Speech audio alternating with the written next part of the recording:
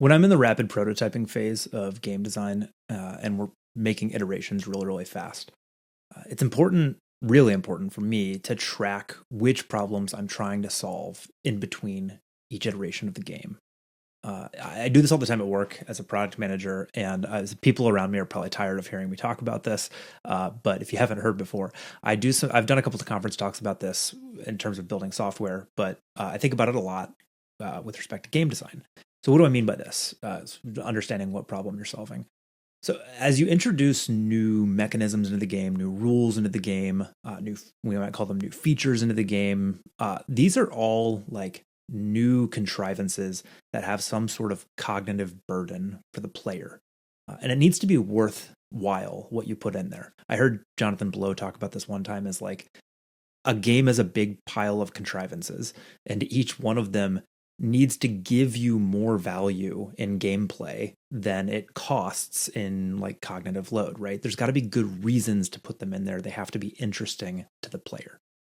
And so understanding what problem each of them solves is a really good way of understanding like what is the value, what is the importance of having these things in my game, why are they in there, what's the justification. And so I have some examples of like how this has worked really well for me. I'm testing actually a few different things right now. Most importantly, I'm testing this crazy farm game that I put in the social game. Join our Discord if you want to play. We're playing the second iteration of it right now. It is way more fun even than I expected it to be, and we're having a great time. Jump in, we're having a good time. And in between the test, I had a ton of notes. Chris Thornton, who's designing it with me, had a ton of notes, and we were trying to figure out like what do we want to do next. And you have like tons of different ideas of new mechanisms you can put in the game, new rules, all these different ideas, these problems, bugs, complaints, whatever. And it's like, which of these things are we actually going to solve right now? Some of these things contradict each other. Doesn't seem like all of them we have to do. Some of them are like clear ideas. Some of them are very vague ideas. How do you know what you're supposed to go do next? And this is where I think the problem statements come in handy. I went back through our notes and kind of shaped them into like problem and suggested solution. And the way that it works is like really interesting because as I sort of generated a problem statement to represent each idea of like, why do we want to do this idea? You start to see that some of the problem statements matter a lot more than others. So, for example, we knew that one of the big problem statements, one of the complaints we felt a lot was that the action economy in this game was way too punishing. So it costs you an action to do really important things like plant fields or build silos, but it also cost you an equal number of actions to just move from space to space. And so moving felt incredibly expensive. And in the end game, when you needed to be doing like a lot of stuff kind of all at once, it just felt like it was way too restrictive and you weren't able to do enough. And there are ways to like upgrade your character to make them get more actions, but then it was like, well, I want to upgrade my character to just do more useful stuff, but I have to like weigh that against this other thing, which just allows me to do more stuff in general. And it just didn't feel good. That was a core thing we wanted to solve. Similarly, like the game hinged on one kind of mechanism at the end. You could steal silos from people, and having the most grain is how you win.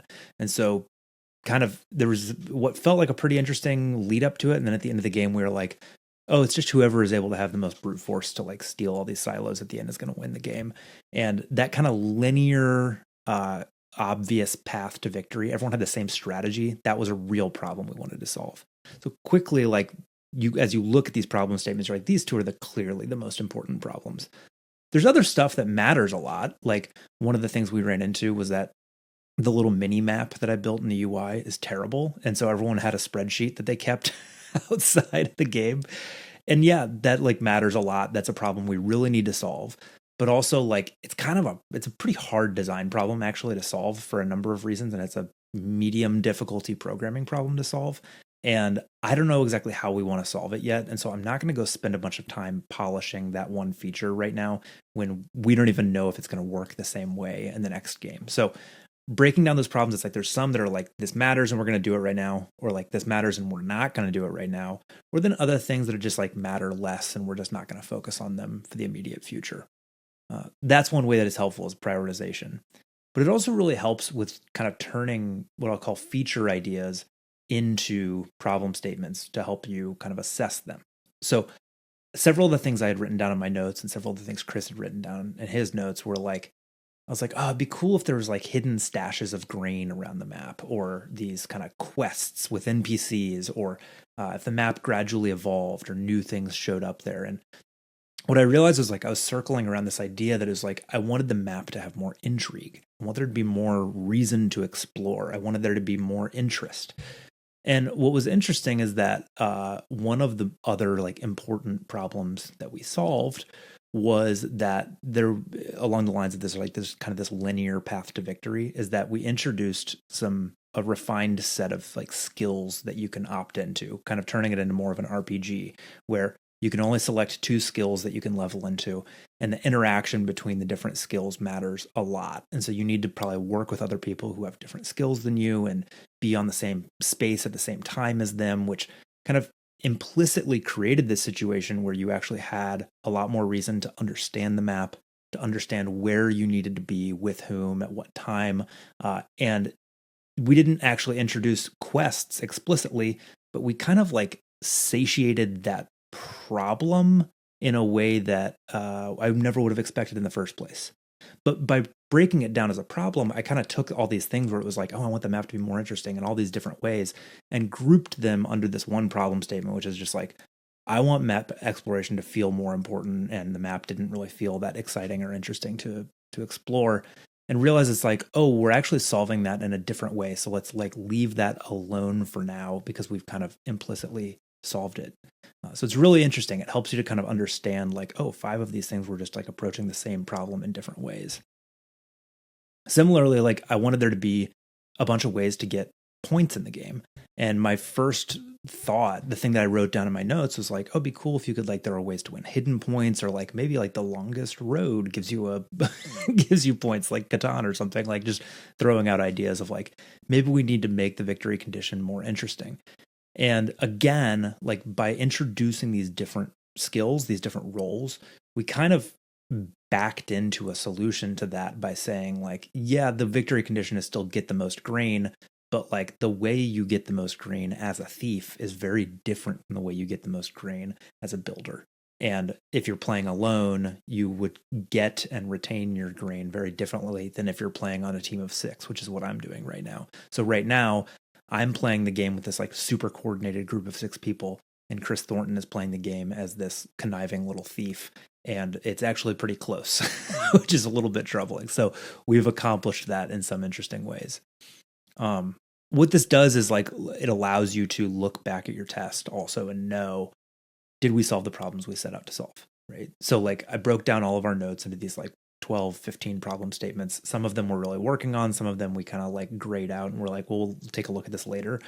But it allows us after this test to come back and say, did we actually solve the stuff we set out to solve? If not, maybe try one of the other ideas on this list, but let's figure out whether we actually succeeded in solving these things or whether they are persistent problems.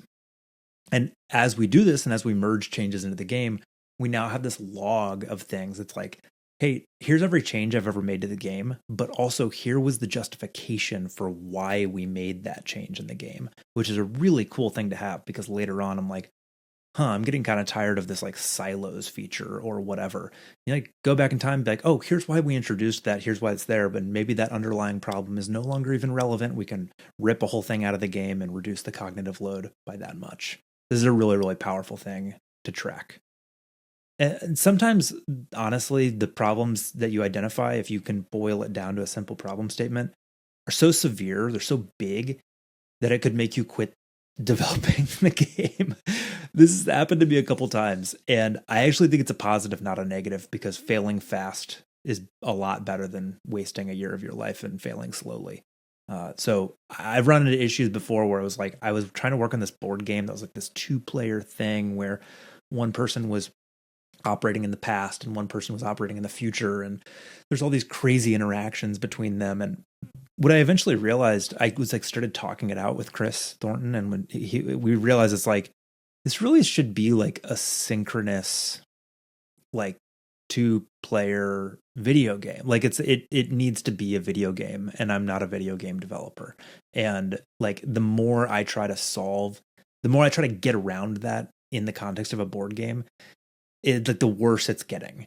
And that is one way of looking at that is like, that's a huge boulder of a problem that you could chip away at for 2 years. And maybe on the other side of it will be something really interesting. But at the time it was just like, oh, I've identified my problem statement. And it's like, this game wants to be a video game. And every time I try to fight it to not be a video game, the part of the vision goes away. And that was like a big enough problem statement that I was like, cool, I'm putting this to rest. Sounds good. So writing down your problem statements, understanding them, understanding why you're putting new things into the game, revisiting them, figuring out if you actually solved your most important problems. This is how I like to iterate fast.